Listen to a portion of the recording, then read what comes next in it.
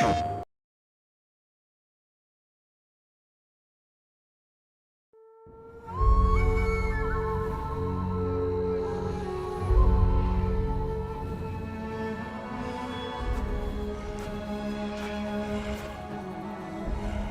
I'm Matt Birch from Heavy Spectrum, here to talk about Shadow of the Beast. I'm James Hawkins from Worldwide Studios, also here to talk about Shadow of the Beast. So this is Arboron and Zelik. At the start of the game, Arboron is very much a captive. He's just a pawn for the evil people within this world, Malatoth and Zelik.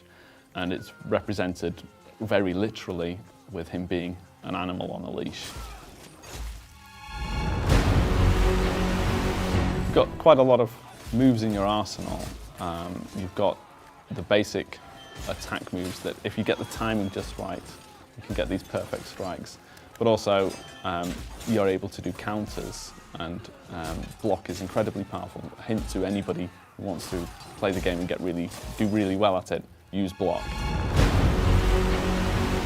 When you have all three blood bars full, then you get this ability, as you mentioned, the Rage Chain, which allows you to expend your blood, and you get the option to go and kill the opponents with single strikes. And it becomes really important. It's not the best way to score points, but the enemies can't defend themselves, so you have a real choice between whether or not you aim for your platinums and so on by using all of the fine-tuned combat controls, or you use the Rage Chain to be able to dispatch them quite quickly, which, when you're low on health or you're in danger, becomes a really, really great choice to take. But I mean, it just looks awesome as well. One of the key specials in terms of your early plays in the game is using the ability to gain health from your enemies. And that, as you can see in the corner, is using up my blood. And if I manage to successfully perform this, what we call frenzy moment, I gain health back from the enemy. But yeah, score is another huge factor in this game, and really once you start to get good at it, you want to accumulate score, and it becomes the focus of all of the engagement.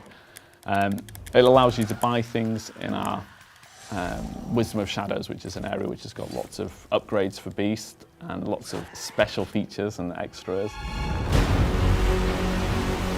Obviously going through this level, the grass looked phenomenal, and then we have this great transition into an entirely different kind of feeling. Yeah, I mean, narratively, the idea is that you are actually beginning to, you've gone through paradise and destroyed it, and the world is naturally starting to get darker. I mean, it's perhaps artistic ambition to actually sort of express the story through the world. And throughout the game, we explore different ways of this platforming becoming important to you. I mean, it's important to realise that it's not just a combat game. There's exploration in here, there's puzzles in here, and those are all part of the makeup that give it, hopefully, a engaging character for people to come and play.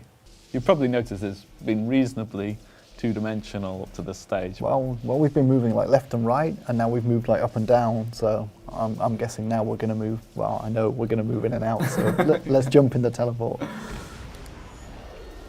And yeah, I mean, this is one of the things that is just lovely about working with a 2.5D game. You get to frame these incredible sort of journeys throughout, and these teleporters that we encountered earlier in the level are now active, so solving that machine puzzle was actually really has opened up new ways of navigating in the level.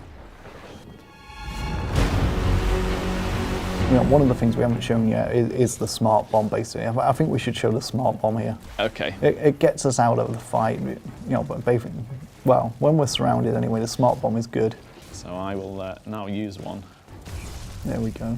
That's a good way of trimming the enemies down. That does buy you a window, I mean, and it's great because it's instant. All the enemies are different as well. Each level has its own version of enemies with nuances to their attacks.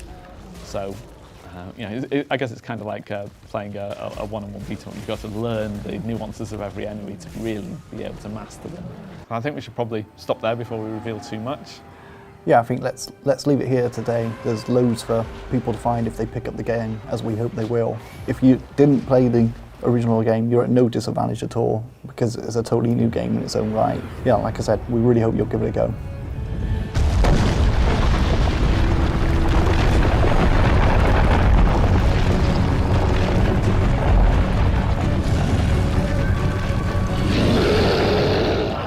But if you really want to get into it, you're going to have to play it on Beast difficulty, and that's quite brutal.